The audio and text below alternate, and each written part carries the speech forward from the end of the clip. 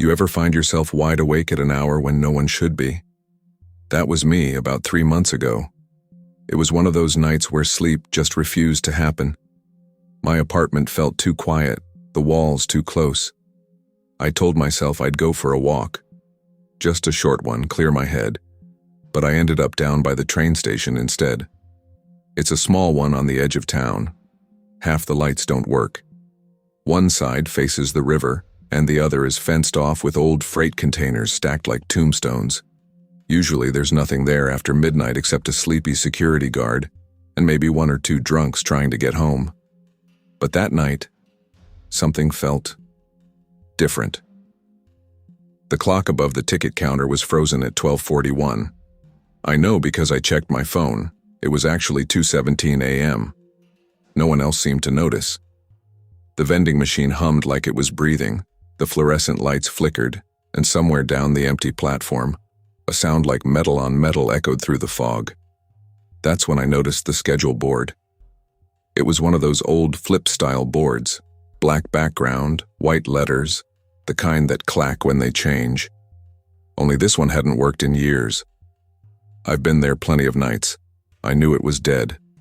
But right then, the tiles started flipping, slowly, deliberately, clack, clack, clack. The letters rearranged themselves until they formed a destination I didn't recognize. Sleeper line, 2:30 a.m., track 3. There is no track 3. There never was. My stomach dropped a little, but I couldn't stop staring. The last train through that station is always the 1:10 freight. I even asked the attendant, the guy who's usually half asleep behind the glass. He wasn't there. The chair was empty, still spinning slightly, like he'd just left. Then I heard it. The low, slow groan of a train pulling in. The sound rolled through the fog from the far end of the platform where track 2 ends. I walked toward it before I even thought about it. My footsteps sounded too loud. Everything was silent except for that steady hum in the air. And then I saw the headlights cutting through the fog. 2 white circles gliding toward me.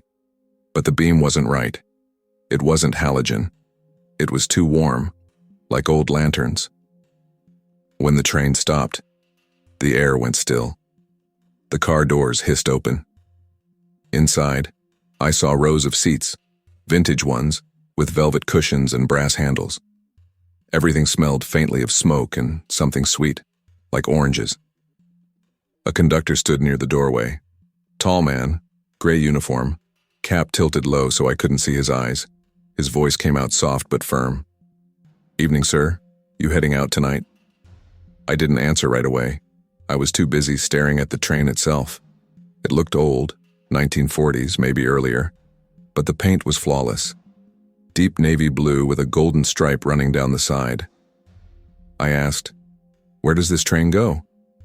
The conductor just smiled. "Same place they all do eventually."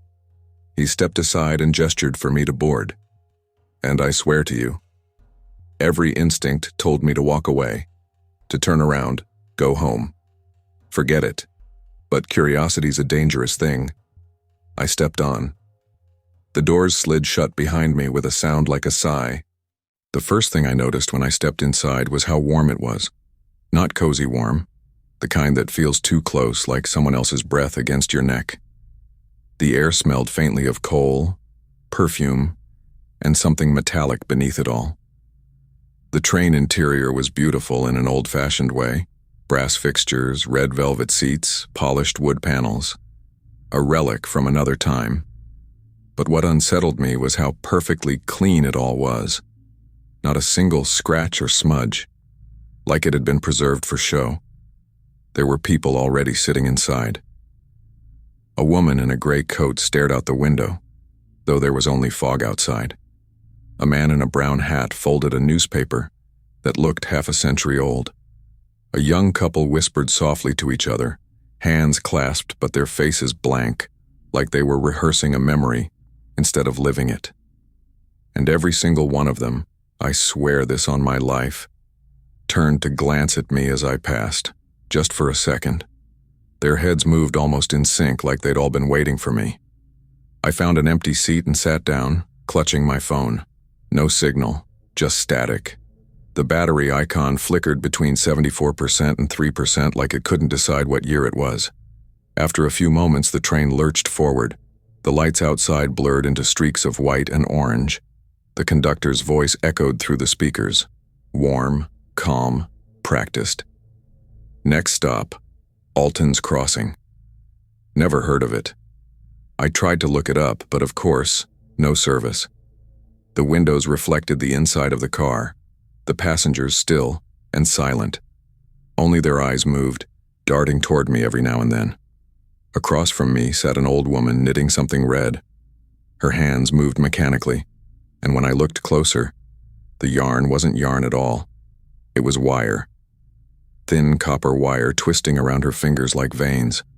I asked her, "Where does this train go?" She didn't look up, just smiled faintly and said, "You must have bought the wrong ticket, dear. The sleeper line don't run for the living." My mouth went dry. I tried to laugh it off, some kind of joke, but the way she said it made my skin crawl. Then the lights flickered. The entire car went dark for maybe 2 seconds, and when they came back on, half the passengers were gone. No sound, no footsteps. Just empty seats. The woman with the wire yarn was still there, still knitting, still smiling. The conductor came walking down the aisle then, his shoes clicking softly on the floor. I noticed his name tag for the first time. It was blank. Just a brass plate with nothing engraved. He stopped by my seat and tilted his head slightly. "Everything all right, sir?" I swallowed hard. Where are all the people who were sitting here? He glanced around slowly like he had to remember what people were. "Oh, they've reached their stop." I looked out the window. All I could see was darkness and faint shapes moving just beyond the glass. For a second I thought they were trees, but they moved wrong, like figures made of smoke.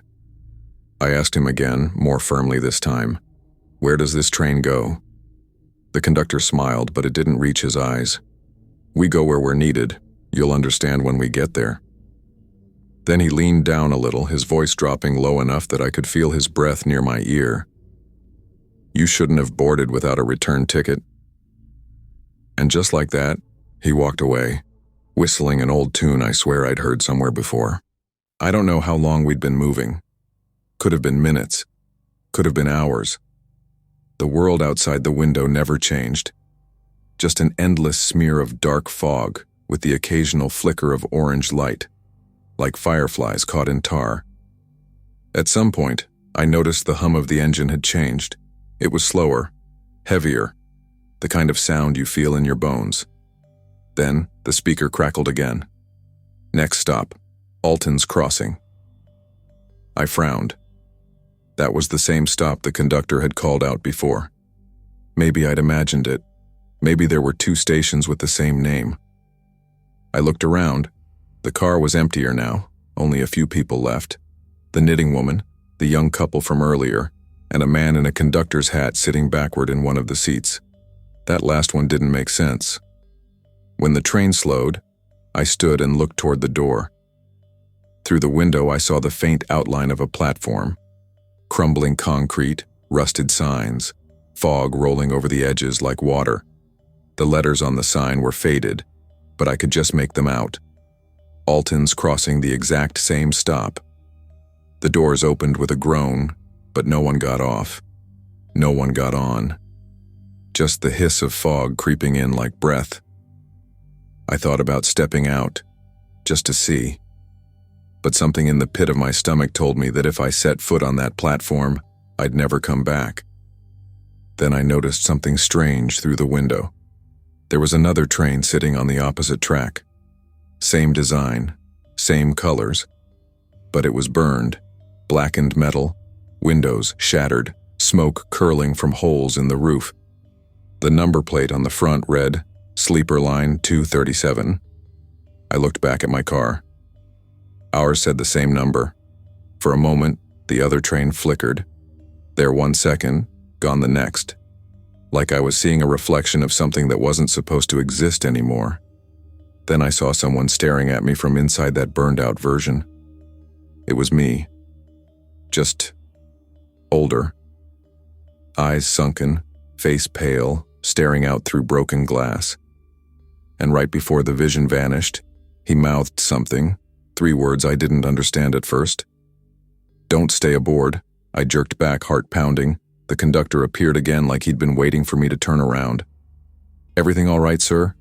I tried to speak, but my throat was dry. "There's another train out there, and the same one I saw." He nodded slowly. "Echoes. Nothing to worry about. The line remembers its passengers, that's all."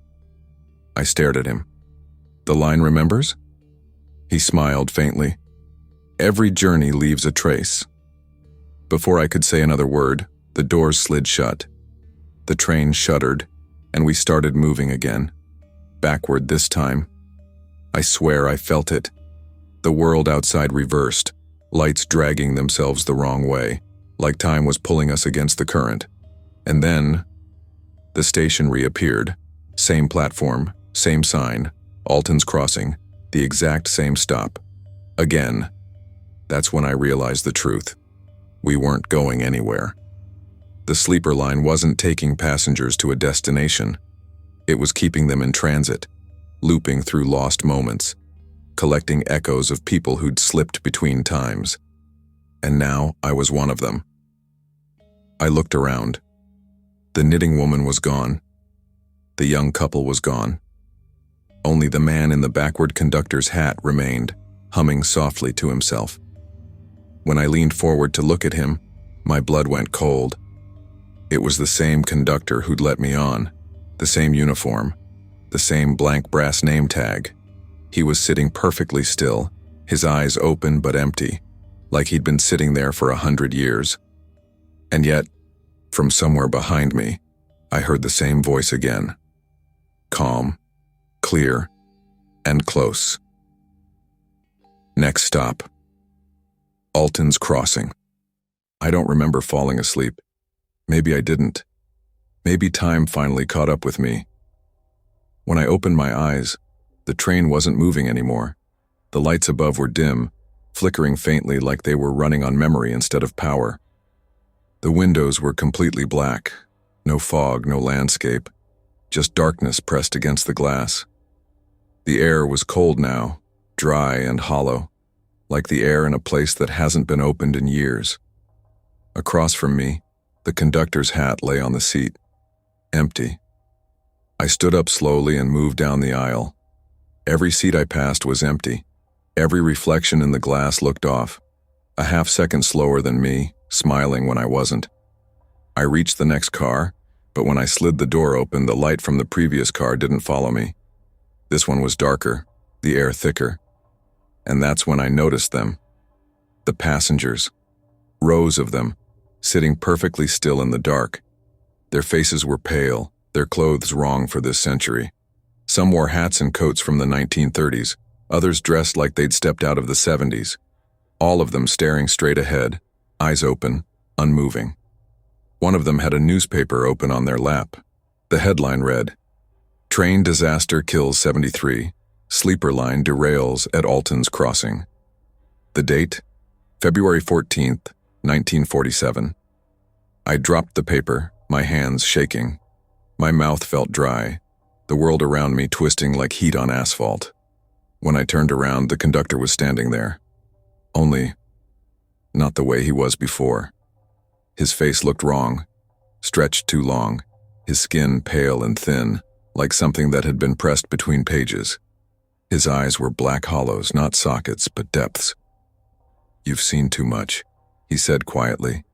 "You weren't supposed to stay aboard." I stammered. "I didn't buy a ticket. I just got on." He tilted his head, like I'd said something funny. "That's how they all start." He reached into his coat and pulled out something small, a folded piece of paper. My hands trembled as he pressed it into my palm. It was a ticket, old, yellowed, torn down the middle. One side read, "Admit 1." The other, "Return void." My pulse hammered. What happens now? He took a step back, eyes glinting faintly. "You get off where you should have never left." Before I could speak, the train lurched violently forward. The lights flared, and outside the window, there it was again. The platform. Alton's Crossing. But it wasn't the same station. This one looked fresh, new, no cracks, no rust. People stood on the platform in neat 1940s clothes, laughing, carrying suitcases. The conductor opened the door. "This is your stop."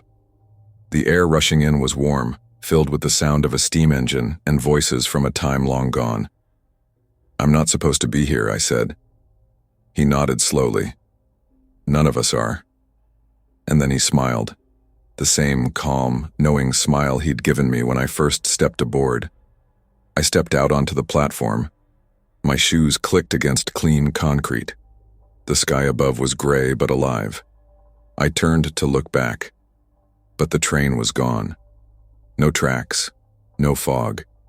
Just an empty field stretching into the distance. My phone buzzed in my pocket. The screen glitched for a moment before showing a single notification.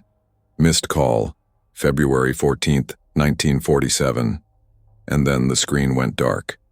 End of the sleeper line.